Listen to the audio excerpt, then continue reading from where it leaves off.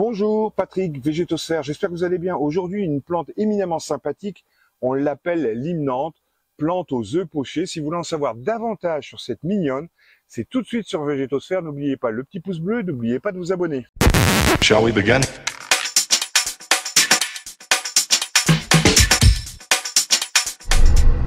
L'hymnanthe douglasii, la plante aux œufs pochés, est une plante annuelle, une plante que l'on peut trouver sous forme de semences dans le rayon des semences florales au printemps, voire tout au long de l'année, car on peut la semer à différentes époques. C'est une plante qui fait partie de la famille des Limnanthaceae, une famille riche de 11 ou 12 espèces, dont 2 sont assez communes, même si je trouve que le succès de cette plante n'est pas forcément au rendez-vous. Les Limnanthaceae, et en particulier l'hymnanthe douglasii, c'est celle qui est là, ou l'hymnanthe alba, celle qui fait une fleur totalement blanche, sont les 2 espèces qu'on peut retrouver ici ou là en France parmi des semences ou quelques producteurs qui s'aventurent à la proposer en pot vers le mois de mai-juin.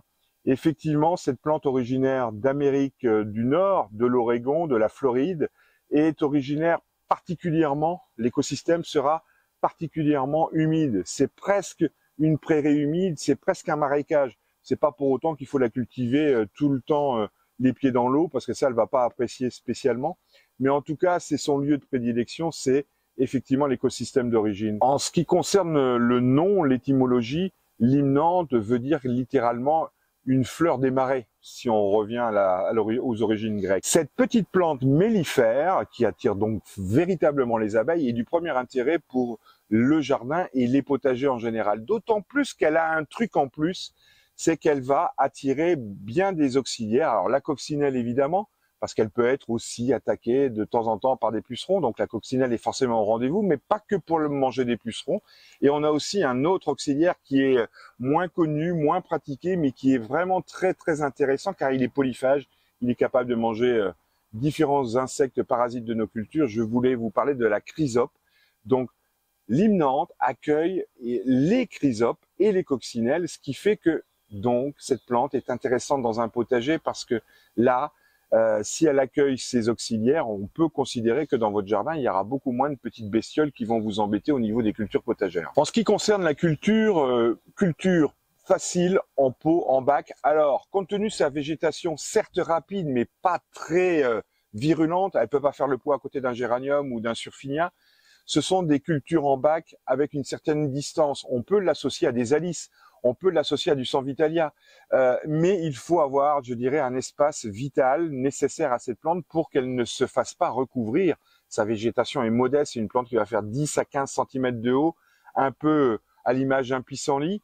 Elle ne fait pas véritablement de tige. C'est une plante au feuillage très découpé qui va faire en moyenne 5 à 10 cm quand la plante est vraiment mature. La floraison est véritablement rapide. Elle va commencer vers le mois de mai pour se terminer au mois de juillet. Si on effectue un semis beaucoup plus tardif, voire en place, en massif, il faut là aussi envisager un espace vital nécessaire pour qu'elle puisse s'épanouir, pousser et fleurir. L'intérêt de cette plante, c'est que si vous la semez, un peu à l'image d'un cosmos, si vous la semez, vous la laissez monter en fleurs, en graines, elle va se naturaliser par les semis. Je veux dire par là que même au nord de la Loire, vous allez avoir de nouveaux plants, des semis spontanés qui vont apparaître N+1.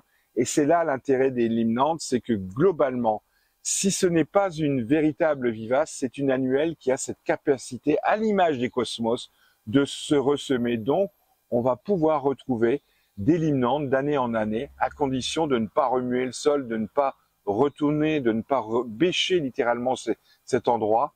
Les limnanthes vont vous accompagner beaucoup plus facilement. Pour les personnes qui habitent au sud, l'hymnanthe a cette capacité d'être semée en automne et donc de pouvoir se mettre en fleurs beaucoup plus tôt au printemps.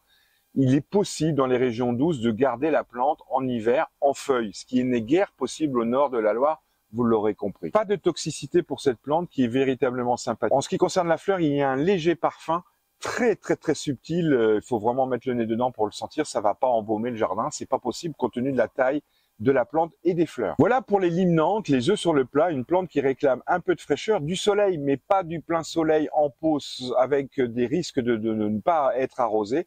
La plante ne supporterait pas. mais un peu d'humidité lui confère une très belle stabilité, une très belle floraison. Shall we begin?